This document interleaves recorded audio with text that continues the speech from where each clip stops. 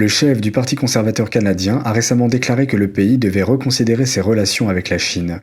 Que se passe-t-il entre la Chine et le Canada? Pourquoi est-ce important pendant cette pandémie? Le 8 octobre 1970, en début de matinée, alors que le dirigeant communiste chinois Mao Tse-tung apprenait que la Chine et le Canada établissaient des relations diplomatiques, il aurait dit en riant « Nous avons maintenant un ami dans l'arrière-cour de l'Amérique ». Dans les décennies qui ont suivi, le Canada a aidé la Chine à obtenir un siège à l'Assemblée générale des Nations unies et à devenir membre de l'Organisation mondiale du commerce. Le pays lui a également donné des dizaines de millions de dollars d'aide et lui a vendu des réacteurs nucléaires. Le Canada a investi des centaines de millions de dollars, 250 millions de dollars en tout, dans la Banque asiatique d'investissement pour les infrastructures, basée à Pékin, une banque d'investissement dont le but est de collecter des fonds pour sa campagne d'expansion mondiale, l'initiative Belt and Road, encore appelée Nouvelle Route de la Soie. Mais lorsque le virus s'est déclaré, l'ami canadien de la Chine a été laissé dans l'ignorance, comme tous les autres pays. En février, l'administratrice en chef de la santé publique du Canada s'est prononcée contre le blocage des voyageurs en provenance de Chine, en se fondant sur les conseils de l'Organisation mondiale de la santé. Elle est d'ailleurs elle-même conseillère de l'OMS. The reason why the World Health Organization doesn't recommend something like this is that, in general, it may do more harm than good. China had posted the virus, genome very fast. What are they getting out of it, right? So I think the idea is to support China.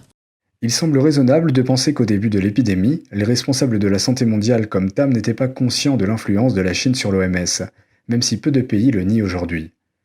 Le médecin canadien et conseiller de l'OMS Bruce Aylward a fait l'éloge à plusieurs reprises du contrôle de l'épidémie par la Chine, mais il a refusé de reconnaître les efforts fournis par Taïwan. Hello?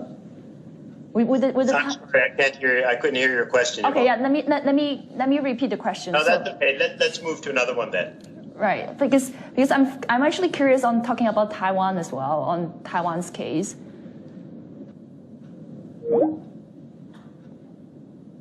L'OMS n'a pas permis à Taïwan de faire partie de l'organisation sous la pression de la Chine. À ce jour, plus de 50 000 Canadiens ont été infectés par le virus, près de 3 000 en sont morts. Les appels se multiplient au Canada, demandant à reconsidérer les relations du pays avec le régime chinois. En fait, nombreux sont ceux qui réclament cette remise en question depuis une date antérieure à l'apparition de l'épidémie. La réaction de la Chine face à l'arrestation de la directrice financière de Huawei a été un signal d'alarme. En décembre 2018, à la demande des États-Unis, le Canada a arrêté Meng Wanzhou. Meng est la directrice financière de Huawei et la fille de son fondateur John Zhengfei, qui est un ancien membre de l'armée populaire de libération de la Chine. Les États-Unis ont accusé Meng et Huawei d'avoir violé les sanctions américaines contre l'Iran. NTD a mis la main sur des messages de discussion de groupe entre d'anciens employés de Huawei.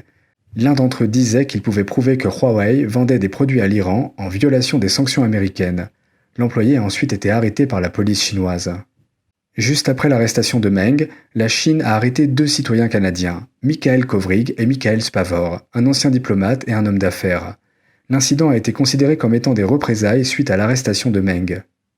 Meng est en liberté conditionnelle et vit dans sa maison de Vancouver. Les 2 Canadiens sont cependant toujours emprisonnés en Chine. Jeudi dernier marquait le 500e jour de détention pour les 2 hommes. Chinese Communist Party does not believe in the rule of law. I mean, if your first reaction when you have a problem with Canada is you kidnap 2 senior Canadians, we can't work with a government like that. Mais certains ne le voient pas du même œil. Après l'arrestation de Meng, l'ancien ministre des Affaires étrangères du Canada, John Manley, a critiqué le gouvernement canadien pour avoir arrêté la directrice financière de Huawei, disant qu'ils auraient dû faire preuve d'un peu d'incompétence créative. Selon le média public canadien CBC News, Manley siège au conseil d'administration de TELUS qui, comme la plupart des autres entreprises de télécommunications canadiennes, entretient des relations commerciales avec Huawei. Un autre sympathisant de Meng est l'ancien ambassadeur du Canada en Chine, John McCallum. En janvier dernier, il s'est exprimé devant les médias chinois, notamment les médias d'État CCTV et Xinhua, et a énuméré 3 arguments que Meng peut faire valoir devant un juge pour éviter l'extradition vers les États-Unis. Les opposants disent que McCallum aurait sapé l'indépendance du processus judiciaire canadien en offrant essentiellement des conseils juridiques à Meng. Un ancien ambassadeur en Chine a qualifié ses commentaires de stupéfiants. McCallum a finalement été contraint de démissionner par le Premier ministre Justin Trudeau. Le média canadien The Globe and Mail a rapporté que lorsque McCallum était membre du Parlement pour le Parti libéral de l'opposition, Il a entamé de nombreux voyages en Chine au profit des groupes de connivence avec Pékin. Il a ainsi entrepris des voyages d'une valeur de 73 300 $ au profit de la Chine ou de groupes d'affaires favorables à Pékin.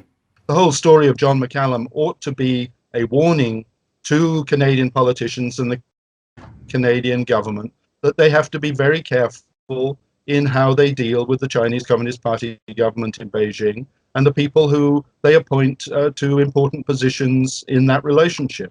Les voyages de ce type sont couramment utilisés par Pékin pour développer des relations avec les politiciens. Les invités sont souvent conviés à des dîners somptueux et dans des hôtels de luxe. Ils sont également organisés pour y faire la rencontre des représentants du Parti communiste. En 2006, le maire de Vancouver de l'époque, Sam Sullivan, a déclaré au Vancouver Sun « Quand je vais en Chine, ils me traitent comme un empereur ». À son retour de Chine, M. Sullivan a intenté une action en justice pour faire fermer un important lieu de protestation devant le consulat chinois à Vancouver. Le lieu est occupé par des pratiquants de Falun Gong, une pratique spirituelle persécutée en Chine. Dans son rapport annuel de 2019, le secrétariat du Comité des parlementaires sur la sécurité nationale et le renseignement a inclus une déclaration qui disait « Avec des coffres bien remplis et l'aide de facilitateurs occidentaux, le Parti communiste chinois utilise l'argent, plutôt que l'idéologie communiste, comme une puissante source d'influence, créant des relations parasitaires de dépendance à long terme. » Des années d'apaisement canadien ont peut-être poussé la Chine à faire du zèle. Le régime a entrepris des mesures qui ont même surpris ses partenaires de longue date. Dans la même semaine où la Chine a arrêté le 2 Michael, Margaret McQuaig-Johnston, ancienne fonctionnaire canadienne et experte des affaires chinoises, a découvert que sa valise fermée à clé avait été fouillée dans sa chambre d'hôtel à Shanghai. Ceci s'est produit malgré le fait qu'elle avait travaillé pendant des décennies pour aider la Chine à construire ses instituts. Un ressortissant chinois a également déclaré à Mme McQuaig-Johnston que le PCC disposait d'une liste de 100 personnalités canadiennes qu'elle pouvait récupérer à tout moment. Le média canadien The Star a rapporté qu'après son retour au Canada, McQuaig-Johnston a commencé à contester les comportements abusifs du gouvernement chinois. Elle était l'une des rares amies de longue date de la Chine à le faire. Elle a encouragé le Canada à se retirer de la Banque asiatique d'investissement pour les infrastructures, dont le siège est à Pékin, et a utilisé la législation Magnitsky pour sanctionner les fonctionnaires de Hong Kong qui violent les droits de l'homme. Elle a également exhorté le pays à prêter davantage d'attention aux actions de la Chine dans l'Indo-Pacifique. Et elle n'est pas toute seule. En novembre dernier, Richard Lee, un vétéran des relations politiques sino-canadiennes, s'est présenté et a révélé qu'en 2015, il avait été détenu pendant 8 heures à Shanghai. Il a été contraint de remettre son téléphone et son code d'accès. Les autorités chinoises ont ensuite examiné les informations gouvernementales confidentielles qui y étaient stockées. Lee a déclaré qu'il était la cible du Parti communiste chinois pour avoir participé tous les 4 juin à la commémoration du massacre de la place Tiananmen devant l'ambassade de Chine à Vancouver. Lee a gardé le silence pendant des années. Il dit qu'il ne voulait pas causer de problème dans les relations entre le Canada et la Chine, mais l'infiltration croissante du régime chinois dans la politique canadienne l'a poussé à s'exprimer. Dans un récent entretien avec des responsables américains, J. Michael Cole, érudit de la Chine et chercheur principal à l'Institut Macdonald-Laurier du Canada, a déclaré que l'épidémie de Covid-19 devrait servir à donner un moment de réflexion aux pays démocratiques comme le Canada. Il a déclaré que les pays ont besoin de dirigeants qui sont mieux disposés à défier la Chine. Probably signifies a bit more confrontation. There's going to be costs, but the problem is that, especially countries like Canada, we never tested the waters. The moment Beijing threatens something or expresses displeasure, we back away, we back off, and Beijing gets what it wants. But leaders oftentimes forget, especially countries like Canada, China needs our natural resources. China wants access to certain technologies that its own people still cannot produce. So it needs us at least as much as we need it. So that should give us the ability to push back on fundamentals and values that are dear to us. LTD News, France.